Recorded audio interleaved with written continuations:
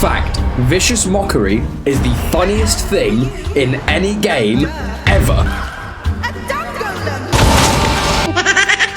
Imagine Eminem pulling up to a small army and tactical rap battling them all so hard their brains simply cease to exist. That is my goal. I'm gonna become so powerful. A single yo mama joke can paralyze with laughter, soil pants in fear, or just give me blatant mind control with enough advantage and bonuses. I could convince a nun to start an OnlyFans by farting on them. That's the weirdest intro I've done so far. Okay, the rules of this challenge are fairly simple. I can only use a spell that I can flavor as me talking. So healing word, yeah, healing touch. And that seems fine. Until you realise there's like 3 useful combative talking spells and then the rest are just talking to animals or being more persuasive in conversation. So yeah, this guy's gonna give me an unconsensual asshole widening. But it's okay, I can talk to a squirrel about it later. Now, what are all these jokes, japes and roasts for? Killing this bitch. Why?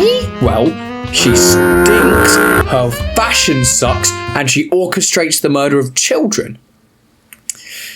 I probably should have led with that one in hindsight. And I know what you're thinking. Well, how do you get her? I'm getting to it. That's literally the next part of the video. Can you calm down and let me... I wake up on a mind flayer ship, and after some cheeky booze cruising, I successfully wake up on a crash site. Meeting up with the gang, a strange emo woman who's a bit insecure about her Rubik's Cube, a cheeky metrosexual elf who's suspiciously against garlic bread, and Gale. I mean, just look at him. Look at those eye bags. He's literally me, except instead of casting magic, I watch gay porn. Now, first things first, I go on a gaslighting and girl bossing spree to beat the guy gatekeeping us, tell a joke so funny someone died, with the help of a couple stab wounds, leading to an old, stinky crypt with the traps per square foot of a third world school zone. Obviously, despite this, I immediately pressed every suspicious button I could get my hands on and ended up reviving a couple skeletons who weren't too happy to have their beauty sleep interrupted, and a terrifying but shockingly chill anorexic pseudo-god. Look,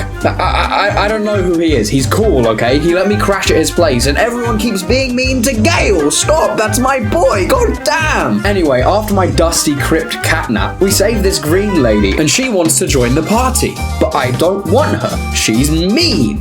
I mean, so are the others, but they get a pass because they're hot. Then, of course, it's time to help the tieflings with their goblin problem. And as you can probably imagine, trying to kill armed goblins and a literal animal by saying they have the face for letter writing and skin like a sun-dried testicle isn't the best idea.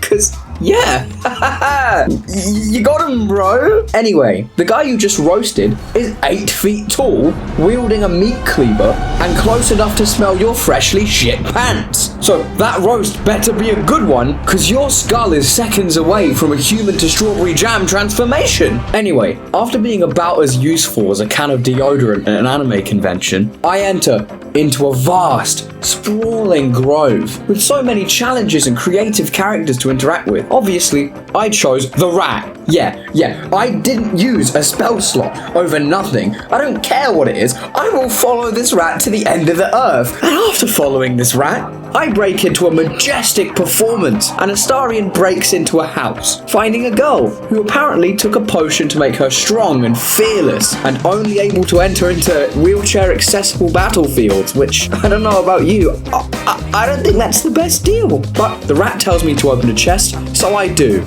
and little Miss Fearless shits herself and screams for the guards. I tried asking her if I could open it. She stands if you talk to her. I tried healing her, and then, God, bitch, I'm trying to help you. Oh, fuck this. Gale, slip her some sleeping medication. Oh, don't worry. It's not like she's gonna check what she's drinking, or we wouldn't have this problem and she would just walk out. And then, there's nothing. There's like 3 things. Oh my god, it's in the cabinet. Okay, done. And it's a soul coin. What do I even need this for? Good job, guys. We just magically assaulted and robbed a cripple for a coin that I can't use. Great! And after that, we end up doing a load of stuff. We fight some goblins, end up healing up the cripple, and nearly take a potion from the person that crippled them in the first place. But none of that matters, because we also meet khaga. Khaga is the current leader of the druids, because the actual leader of the druids, halsin, was captured by goblins. Now, obviously, the second this happened, she decided to do a rite that will permanently lock every living being out of the grove. Permanently locking halsin out, making her the de facto ruler forever. Not to mention her genius plan of leaving a small child next to a hungry snake because it's a threat. Shut up. Oh my god. Now, while I would love to just kill her, I can't. Because then the druids will kill literally every tiefling in the grove. And the plan is simple. I'm gonna go rescue halsin, bring him back, and tell him, hey, she's trying to lock you out so she can take power for herself. At which point, I'm hoping halsin slaps the shit out of that bitch and turns her into his personal scratching post. Problem: halsin is currently being kept in the largest goblin fortress on the map. And I'm gonna have to raid this fortress with insults and the occasional joke. Oh, we are so fucked. So, we steal Khaga's search history as evidence, and we get on our way. Nearly stealing someone's illithid AirPod, and asking Astarion about a vampire bite, nearly sending bro into a stress-induced stroke cardiac arrest combo. Here's the big issue with my party. It's really just 3 actual fighters and their mouthy band manager. Cause any conversation I walk into ends with someone shitting themselves or swearing undying fealty to my bloodline. But put me in literally any other situation and I'm useless. Like here, after going in, Gale blasts the doors down, Shadowheart jumps down and tanks a load of damage to open the front door, and Astarion fiddles with this really stubborn door that just didn't want to open. And I sat there like a lost puppy looking for someone to say mean things to. But it's okay, I got a cool magic item out of it. Never mind. After that, we saw some dragons, gaslit a Githyanki mind reader into thinking I'm literally brain dead, and convinced some trolls to work for us. Before immediately forgetting about that. Jesus, they are fast. That's fucking horrifying. Then we arrive, and there's absolutely no way I'm going over that Craigslist carpenter-ass bridge. So I go over this tree branch to a cave. Oh god, no. Fuck, stop! Okay, no, it's fine. I remember where they are. It's all good. No, Gale, no! It's at this point, I had a revelation. It's a fire trap. I have candles, so I lit it, threw it on there, and it worked. Honestly, stuff like this is why I love this game. It's so creative and open-ended. Anything you can think of, you could... Gale, what is wrong with you? Now, after that fiasco, we go spank some goblins, killing them before they can alert anyone else. And that was kind of the start for this entire operation. I mean, we'd see a goblin, kill them before anyone noticed, find a trap, and manage to loot the whole place without walking into it. Gale! Fly! But yeah, we just kept going. We find some goblins, kill them, accidentally alert the whole fortress. What? Oh, right, yeah.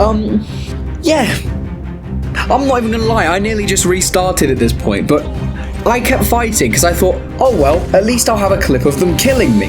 But by camping on the high ground and spamming them with spells, I nearly won. And then, oh my god, I destroyed the ladder. And here's the plan, okay? 1, I stay up there, slinging jokes at the big guy to delay him as much as possible. 2, we funnel all the melee enemies through this tiny gap, minimizing the number we have to fight at once. 3, we use grease on that hole, since the amount of roasts I threw at the big guy are holding his attention, and now we just have to take everyone else. Once all the remaining enemies are on the grease, we set it on fire, killing all of them. And then we get sniped by a warlock from the top. No. Okay, it's fine. The big guy's gonna come, and he didn't slip on the grease and viciously dropped my IQ by 50 points. And at this point, everyone's just scrambling to do literally anything they can do before this ogre turns my hat into a floor tile, before Gale puts him into an unconsensual nap time and we jump him as fast as physically possible. I actually can't believe we won that. Yeah, I better level up. But here we run into a huge problem. I have an enchanted great axe that Shadowheart used to one-shot anyone who got close. But problem? She's not proficient with a great axe. And despite being one of the most interesting, nicest, and highest in roleplay utility characters, you know who is proficient in a great axe? Lae'zel. The worst one. And the worst part is I just got hit with some top tier lore and kindness, and I'm about to swap them out for the mean ass green woman. And after that, we swap into the temple and make a persuasion check. Sadly, since I accidentally had the guy who spent the formative years of his life stuck reading nerdy ass magic books, effectively giving him the charisma checks of a magical Discord mod, it didn't work. Then, making sure I'm the only one to start any conversations, like, come on, Gale. This is literally my only thing. Let me have this. I continue to the leader. They tell me where to find halsin. So I go over to see him and... What?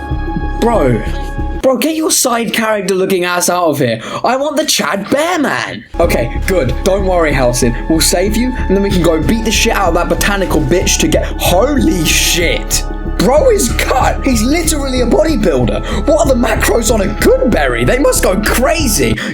Yeah, right. The game? We've got to kill literally the entire fortress before agreeing to take him back. Which leads us to the three generals. First off, Minthara, who seems like a bitch, just camping and casting hold person on your backline before she teleports and gives you two firm, prickly reminders that all melee attacks against a held target have advantage and automatically become critical hits. And it's around this point where in the space of a turn I had my health bar turned into nothing but a nostalgic memory, I realized, shit, we've just left poopy bitch learning time. The game isn't playing around anymore. Plus, if her goon makes it to the war drum, the entire fortress will be warned about us, and it's pretty hard to stop him when your entire party's either dazed, held, dead, or just so terrified that you'll now brown pants squelch whenever you move. But luckily, Minthara's lactose intolerant, and I had some of that juicy, delectable Astarian stealth cheese. Moving on to the barbarian hobgoblin, whose name I blocked out of my mind, probably is a trauma response. Not only does he have the largest group of enemies and the hardest to stop reinforcement drum and the giant rafters for his warlocks to camp in, he also has a spammable one-shot. Yeah! Remember the Minthara one-shot that I thought was bad?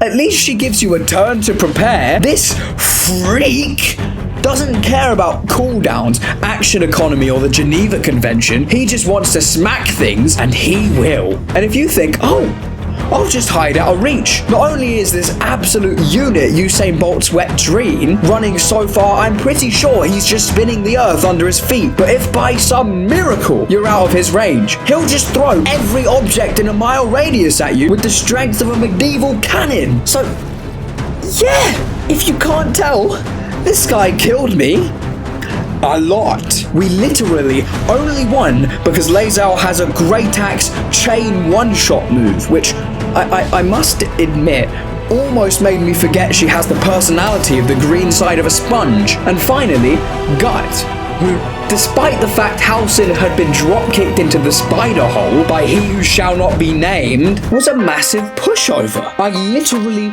just cast grease on her, set her on fire, and had Astarian do some wacky rogue things. And I mean, Lae'zel spent half the fight hitting a random wall, and I know she was probably insanely strong, but grease-prone opponent and assassin rogue go together like kicking in babies. And finally, halsin's back. Oh, Korga's gonna get it now.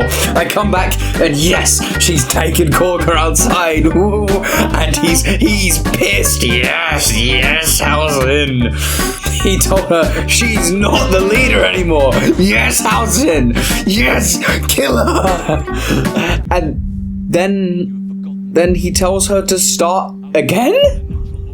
And that she has to go through all of the druid training again, and that even though she's lost her position, he still believes in her, and that the grove needs her passion? What? She nearly killed a kid! What passion? The only thing she's passionate about is infanticide and that shitty-ass haircut! It's fine.